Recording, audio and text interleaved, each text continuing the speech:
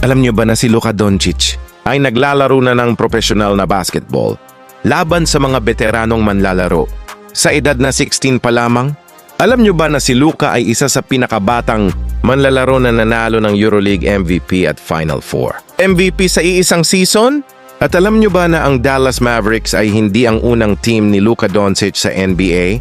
Ngunit marami pang iba sa kwento. Mula sa mga court sa Ljubljana hanggang sa mga nagniningning na ilaw ng NBA, ito ang kwento ni Luka Doncic. Isang henyo na sumira sa mga inaasahan, isang leader na nagbibigay inspirasyon sa isang bansa, at isang superstar na nagpapabago sa laro, isang step back sa bawat pagkakataon. Ang lahat ay nagsimula sa Slovenia, kung saan ang pagmamahal ni Luka sa basketball ay nag-alab dahil sa kanyang ama, si Sasha Doncic, na isa ring profesional na manlalaro. Ayon sa kanyang ama na si Luka ay laging nasa paligid ng laro. Nabuhay at huminga siya ng basketball mula nang siya'y matutong maglakad. Nakikita niya ang kislap, ang passion.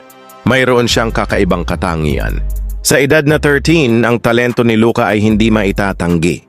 Sumali siya sa youth system ng Real Madrid, isang hakbang na magdadala sa kanya sa European stage. Iba si Luka. Sa edad na 16, naglaro siya ng may maturity at pag-unawa sa laro na bihira mong makita. Hindi lang siya isang batang-bata, isa siyang leader. Nangibabaw si Luka sa EuroLeague, na pinangunahan ng Real Madrid sa mga kampyonato at nakakuha ng mga parangal na MVP. Handa na siya para sa susunod na hamon. Tinawag siya ng NBA noong 2018. Kinuha ng Atlanta, ngunit agad na ipinagpalit sa Dallas. Si Luka ngayon ay isang Maverick.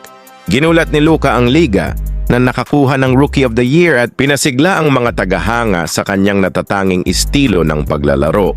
Ang court vision ni Luka ay hindi kapani-paniwala. Nakikita niya ang mga passing skill na pinapangarap ng iba. Isa siyang may espesyal na talentong manlalaro, isang generational player. Ang epekto ni Luka ay lumampas sa court. Siya ay naging simbolo ng pag-asa at inspirasyon para sa lungsod ng Dallas. Ang dedikasyon ni Luka sa kanyang bansa ay hindi natitinag. Pinangunahan niya ang Slovenia sa kauna-unahang international title nito sa Eurobasket 2017 at patuloy na kinakatawan sila ng may pagmamalaki. Si Luka ay isang tunay na leader. Nagdadala siya ng napakaraming enerhiya at passion sa team. Ipinagmamalaki naming kinakatawan niya ang Slovenia. Noong Pebrero 2025, isang malaking trade ang nagpadala kay Luka sa Los Angeles Lakers na nagpasimula ng isang bagong panahon para sa makasaysayang franchise. At ayon kay Lakers coach JJ Redick, ang pagdating ni Luka ay isang game changer.